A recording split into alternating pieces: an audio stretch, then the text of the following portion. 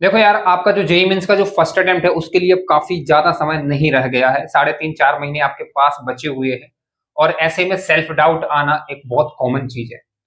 देखो, मैं तुम्हें एक चीज बता रहा हूँ, सेल्फ डाउट आ रहा होगा कि होगा या नहीं होगा, कितना सिलेबस होगा, काफी बैकलॉग होंगे, टेस्ट में मार्क्स नहीं आ रहे होंगे। लेकिन मैं एक चीज तुम्हें बता दूं, मेरा जो एक्सपीरियंस रहा है, मेरे दोस्तों की जो जर्नी रही है, उसके अकॉर्डिंग मैं तुम्हें बताना चाह रहा हूँ कि 2023 में मेरे दोस्तों ने जो अपना ड्रॉप ईयर स्टार्ट किया था वो सितंबर से ही किया था। ठीक है ना। देखो, हम लोग क्लास ट्वेल्थ में थे और क्लास ट्वेल्थ में हम लोग जेएनबी में थे। ठीक है ना। उस टाइम पे हॉस्टल्स में रहते थे, तो हॉस्टल्स में केवल बोर्ड लेवल की हम लोगों ने प्रिपरेशन की थी और हम लोगों ने बोर्ड एग्जाम दिए। ठीक है। लास्ट लास्ट में हम लोगों का स्कूल खुल गया था कोरोना की वजह से। एंड इसके बाद जून और जुलाई में हम लोगों के फर्स्ट एंड सेकंड अटेम्प्ट हुए थे फ्रेशर वाले।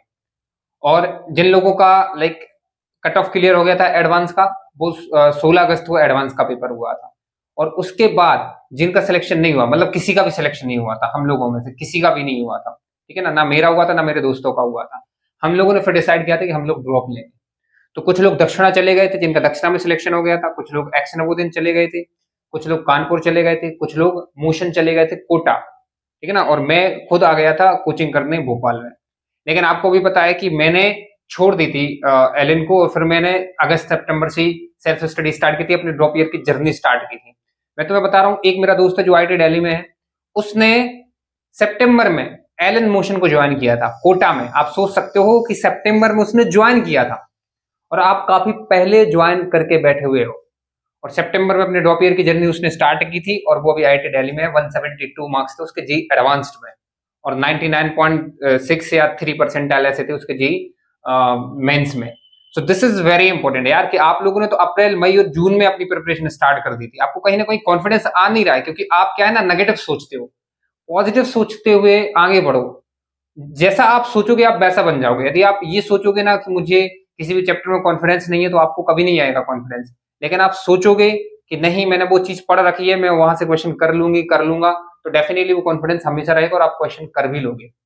So this is very important कि अभी एक्चुअली में यदि आप ड्रॉपर हो ना, तो बहुत सारे ऐसे बच्चे हैं जो इस मंथ से अपनी ड्रॉप ईयर जर्नी जो वो स्टार्ट करते हैं और तब भी वो आईआईटी एनआईटी बना लेते हैं। तो अभी समय है, आप कर सकते हो। वीडियो में आगे बढ़ने से पहले मैं आपको बता दूं कि 3.5 से 4 महीने बाद आपका जेईई मेंस का फर्स्ट अटेम्प्ट है। और आपको भी पता है कि जेईई एक बहुत बड़ा एग्जाम है, बहुत ज्यादा कॉम्पिटेटिव एग्जाम है। और यदि आपको इस एग्जाम में अच्छा परफॉर्म करना है तो आपका जो एग्जाम टेम्परामेंट है वो डेवलप होना काफी ज्यादा जरूरी है। और इसके लिए आपको मल्टीपल मॉक टेस्ट देने होते हैं। तो यदि आप एक बेस्ट टेस्ट सीरीज की तलाश में है तो इसके लिए मैं आपको रिकमेंड करूंगा test series by test book. इस टेस्ट सीरीज में आपको 200 प्लस से भी ज्यादा मॉक टेस्ट देखने को मिल जाएंगे, जिसमें 94 से भी ज्यादा चैप्टर वाइज, 44 से भी ज्यादा पी बाई पी एस, मतलब जो पास्ट ईयर पेपर्स हैं, ऐसा टेस्ट आपको देखने को मिल जाएंगे। एंड 22 प्लस से भी ज्यादा फुल मॉक टेस्ट इसमें दिए गए हैं। और ये जो सारे जो टेस्ट हैं ये बिल्कुल जेईई मेंस के पैटर्न पर बनाए गए हैं, उसी इंटरफेस के साथ बनाए गए हैं, जिससे आप ये जो सारे जो टेस्ट हैं उनको रियल एग्जाम की तरह दे सके। इसमें आपको हर एक टेस्ट का डिटेल सॉल्यूशन मिलता है, डिटेल एनालिसिस मिलता है, साथ ही आप किसी भी टेस्ट को मल्टीपल टाइम्स अटेम्प्ट कर सकते हो। इस टेस्ट सीरीज का जो प्राइस है एक दिन का, वो ₹1 से भी कम पड़ेगा आपके लिए। और साथ ही यदि आप मेरा कोड यूज करके इसमें एनरोल होते हैं तो फर्स्ट 500 बच्चों को फ्री 1 मंथ का एक्सेस मिल जाएगा इस टेस्ट सीरीज का। कोड एंड लिंक दोनों आपको डिस्क्रिप्शन बॉक्स में मिल जाएंगी। आपको एटलीस्ट इस लिंक को एक बार जरूर एक्सप्लोर करना चाहिए, ये काफी अच्छा प्लेटफॉर्म है आपके लिए। तो चलो अब वीडियो पर वापस आते हैं। तो देखो, ये जो फिजिकल केमिस्ट्री है ये मैंने ऑलरेडी, ये पूरा आपका सिलेबस है। मैं पहले थोड़ा सा सिलेबस का एनालिसिस करूंगा और आपको बताऊंगा कि आप कुछ कुछ चीजें छोड़ सकते हैं। ये मैंने ऑलरेडी पुरानी वीडियोस में कवर कर रखा है, लेकिन फिर भी आप एक बार सुन लो यदि आपने पहले वीडियोस नहीं देखी है मेरी फिजिकल केमिस्ट्री की। तो सबसे पहले तो ये है कि आपका जो मूल कॉन्सेप्ट होता है ये फंडामेंटल चैप्टर है और इसको तो आपको करना ही पड़ता है। ठीक है। जिसमें आप स्टोइकियोमेट्री वगैरह पढ़ते हो, आप लिमिटिंग रिएजेंट वगैरह पढ़ते हो, लेकिन ये इजी है यार। स्टोइकियोमेट्री में आप 3 से 4 लेक्चर देख लोगे ना, आप बहुत आराम से बना लोगे। ठीक है ना। तो ये चीज इजी हो जाती है आपकी। स्ट्रक्चर ऑफ एटम जो है, दिस इज इंपॉर्टेंट। 1 से 2 क्वेश्चन आपके पेपर में आ रहे होंगे और कहीं ना कहीं फिजिक्स में भी आपका ये कॉमन रहता है। और स्ट्रक्चर ऑफ एटम के पीछे जो क्वांटम नंबर का जो पोर्शन है वो काफी ज्यादा इंपॉर्टेंट होता है, आपको भी पता है, क्योंकि उससे पीरियोडिक टेबल केमिकल बॉन्डिंग काफी ज्यादा इजी हो जाती है यदि आप वो अच्छे से समझ लेते हो। यहाँ से जो रेडियल नोट्स है, जो एंगुलर नोट्स है, वो जो फॉर्मूले है ना, 2 रेडियल नोट्स का और एंगुलर नोट्स का, वहां से एक क्वेश्चन आपका आ सकता है। एंड इसके बाद जो थर्मोडायनामिक्स है, ये भी आपको पता है कि ये दोनों चैप्टर फिजिक्स में कॉमन है। और यहाँ पे आपको हीट, वर्क और एंट्रोपी वगैरह वाला जो पोर्शन है वो पढ़ना होता है, और एक आपको थर्मोकेमिस्ट्री वाला पोर्शन पढ़ना होता है। तो यदि आपको लग रहा है कि आपके पास टाइम कम है आप थर्मोकेमिस्ट्री को छोड़ना चाहते हैं छोड़ सकते हैं, कोई दिक्कत नहीं आएगी। मैं लिटरली तुम्हें बता रहा हूँ, क्योंकि मोस्टली इंटीजर टाइप में रखी जाएगी, मुझे पता है, जहां से आपको 10 में से 5 करने हैं। तो आप क्या कर सकते हो, यदि आपको थर्मोकेमिस्ट्री छोड़ना है तो आप छोड़ सकते हो, और ये वाला जो पार्ट है ये कर लो, क्योंकि ये फिजिक्स में भी कॉमन है। और आप एक चीज भी कर सकते हो यार, कि यदि आप थर्मोडायनेमिक्स जो है ना, थर्मोडायनेमिक्स आप यहाँ पे लॉन्ग लेक्चर से कर रहे हो, तो फिजिक्स में जब आप थर्मोडायनेमिक्स पढ़ोगे आप उसको वन शॉट से कर सकते हो, कोई दिक्कत नहीं है, कोई दिक्कत नहीं है। इसके बाद यदि मैं बात करूं इक्विलिब्रियम की, यदि आपको आयनिक छोड़ना है आप छोड़ दो, केमिकल इक्विलिब्रियम आप पढ़ लो, इतना आप कर सकते हो। या फिर आपने केमिकल इक्विलिब्रियम को लॉन्ग लेक्चर से कवर कर लिया, आपके इक्विलिब्रियम के कॉन्सेप्ट क्लियर हो गए, अब आयनिक को यदि वन शॉट से करना है तो आप कर सकते हो। वो मैं आपको बताऊंगा कि कैसे करना है और क्या क्या करना है कवर करने के लिए।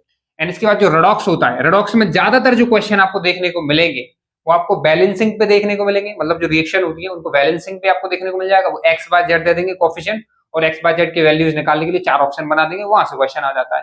और ऑक्सीडेशन स्टेट फाइंड आउट करने के लिए मे बी आपका आ जाए। एंड इसके बाद जो इक्विवेलेंट जो कॉन्सेप्ट होता है ना, ये यदि आपको टफ लगता है तो आप छोड़ सकते हो इक्विवेलेंट कॉन्सेप्ट। बाकी यदि आपको पता है कि इसमें ना लॉ ऑफ इक्विवेलेंस जो होता है ना, N1 M1 = N2 M2, वो यदि आपको पढ़ना तो आप पढ़ सकते हो। इसके बाद जो क्लास 12th के जो चैप्टर्स हैं, यदि आप बोर्ड एग्जाम वाले एक स्टूडेंट हैं जो बोर्ड एग्जाम में भी अपीयर होंगे, तो ये तीनों तो आपको बढ़िया तरीके से करने हैं। और यदि आप ड्रॉपर स्टूडेंट हो तब भी मैं आपको बोलूंगा कि देखो जो सॉल्यूशन है ना, ये भी इंपॉर्टेंट चैप्टर है, और इलेक्ट्रोकेमिस्ट्री भी आपका एक इंपॉर्टेंट चैप्टर हो जाता है। ठीक है, लगभग 30 से 35 क्वेश्चन आपके 20 शिफ्ट के अंदर पूछे गए थे जेईई 2024 में। मैं एनालिसिस के साथ सारी चीजें बता रहा हूँ। और 2024 में 30 क्वेश्चन आने का क्या मतलब है, मतलब कि हर 2 शिफ्ट में यहां से 3 क्वेश्चन पूछे गए हैं, मतलब किसी एक शिफ्ट में 1 और अगली शिफ्ट में 2 क्वेश्चन पूछे गए हैं इलेक्ट्रोकेमिस्ट्री से। और आपका जो केमिकल काइनेटिक्स है ये भी आपको पढ़ना है। अब बात ये आती है कि चलो ये चीज है, ये सिलेबस का एक एनालिसिस हो गया, 8 ही चैप्टर है। अब यहाँ पे जो सबसे इंपॉर्टेंट जो क्वेश्चन आता है कि वो ये है कि आपको इनको कैसे कवर करना है, जिससे आप स्पीड में भी कवर कर लो और काफी अच्छे तरीके से कर लो कि हर एक क्वेश्चन आप बना लो। तो सबसे पहले तो यदि आपने कोई भी फिजिकल का चैप्टर पहले पढ़ रखा है लेकिन आप उसको भूल गए, तो आप उसमें वन शॉट देख लो, कोई दिक्कत नहीं है। और वन शॉट आप देख सकते हो साक्षी गुरु मैम के, काफी अच्छे वन शॉट है, वो फिजिकल की ही को टीचर है, वो आपको काफी अच्छे से समझा देंगे। या फिर आपको मंजिल सीरीज से देखना है, आप वहां से देख सकते हो। अब बात करते हैं फुल लेक्चर की। यदि आपको फुल लेक्चर देखना है तो क्लास 12th के ये जो 3 चैप्टर्स हैं, इनके फुल लेक्चर्स आपको मिल जाएंगे अनुपम गुप्ता सर के। ठीक है, वन शॉट की लिंक भी डिस्क्रिप्शन में मिल जाएगी, फुल लेक्चर की भी आपको डिस्क्रिप्शन में मिल जाएगी। तो ये जो 3 जो चैप्टर हैं ये आपको अनुपम सर से कर लो, आपके काफी अच्छे हो जाएंगे। या फिर आप प्रयास में, लक्ष्य में या पीडब्ल्यू में या फिर अपनी बैच या कोचिंग में ज्वाइन है, आप वहां से भी अपने फिजिकल के टीचर के साथ इनको कर सकते हो। तो सबसे पहले तो डेफिनेटली आपको थ्योरी समझनी होगी, तो आपको सबसे पहले लेक्चर देखना है, जिसमें आप वन शॉट भी प्रेफर कर सकते हो depending on your chapter condition की चैप्टर की कंडीशन क्या है। इसके बाद आपको नोट्स तो बनाना है, नोट्स आपको बहुत शॉर्ट रखने हैं, क्वेश्चंस मत लिखना नोट्स में। आप केवल फिजिकल में जो मेथड होती है किसी भी क्वेश्चन को सॉल्व करने की, जो इंपॉर्टेंट कॉन्सेप्ट्स हैं और जो थ्योरेटिकली जो फॉर्मूले वगैरह हैं वो आप लिखते चलो, बस इतना सा आपको काम करना है। इसके बाद एनसीईआरटी केवल 3 चैप्टर में आपको पढ़ना है, और उसमें भी पूरा पूरा नहीं पढ़ना है। जैसे जब आप सॉल्यूशन पढ़ने जाओगे तो सॉल्यूशन में आइडियल सॉल्यूशन है, नॉन आइडियल सॉल्यूशन है, वो आपको एनसीईआरटी से पढ़ना है। जब इलेक्ट्रोकेमिस्ट्री पढ़ने जाओगे तो जो बैटरीज है ना वो आपको पढ़ना है, सेल एंड बैटरीज। इसके बाद जब आप केमिकल काइनेटिक्स पढ़ने जाओगे तो उसमें जो अर्नियस इक्वेशन दी हुई है वो आपको एनसीईआरटी से पढ़ना है। ऐसे ही जब आप थर्मोडायनेमिक्स में जाओगे तो आप उसमें जो एंट्रोपी वाला जो पार्ट होता है उसको आप एनसीईआरटी से पढ़ सकते हो। और यदि आप आयनिक इक्विलिब्रियम कर रहे हो तो आयनिक को भी एक बार एनसीईआरटी से पढ़ लेना, बस ये काम है। मतलब आप एनसीईआरटी से हर एक चैप्टर से 2-2 3-3 पेज आपको बस करने हैं, क्योंकि कभी कभी आपको भी पता है, मैंने ऑलरेडी पुरानी वीडियोस में बताया है कि फिजिकल से भी कभी कभी एनसीईआरटी से क्वेश्चंस पूछ लिए जाते हैं, तो ये चीज आप कर सकते हो। इसके बाद आपको डायरेक्टली पीवाईक्यूज कवर करने हैं। मैं आपको बता रहा हूँ फिजिकल केमिस्ट्री में आपके short notes plus JEE mains के पीवाईक्यूज मोर देन सफिशिएंट है। ना तो आपको कोई एलन के मॉड्यूल्स करने हैं, ना किसी फिटजी के करने हैं, ना रेजोनेंस के करने हैं। आप केवल पिछले 5 से 6 साल के जेईई मेंस के सारे पीवाईक्यूज आप फिजिकल में लगा लोगे। मैं कह रहा हूँ फिजिकल का आप एक एक क्वेश्चन बना लोगे, एक एक क्वेश्चन में बना लोगे। मैं तुम्हें बता रहा हूँ, मेरे केमिस्ट्री में 99% डालते हो, और इस चीज से मैं कह सकता हूँ कि आप बना सकते हो, इजिली आप बना लोगे। यदि आप केवल आप पीवाईक्यूज कर लेते हो, जहां पे मैंने बोला है आप यहाँ पे एनसीईआरटी पढ़ लेते हो, बढ़िया से शॉर्ट नोट्स बनाते हो, आप पूरे जो क्वेश्चन है फिजिकल के बना लोगे। तो इस तरीके से आपको फिजिकल केमिस्ट्री जो है वो कवर करनी है। आई होप आपको वीडियो पसंद आई होगी। यदि आपको मेरे एडवाइजेस सजेशंस अच्छे लगते हैं तो मेंटरशिप में आप ज्वाइन हो सकते हो, लिंक आपको डिस्क्रिप्शन में मिल जाएगी। वीडियो यदि आपको हेल्पफुल लगी तो चैनल को सब्सक्राइब जरूर कर लेना। Thank you for watching.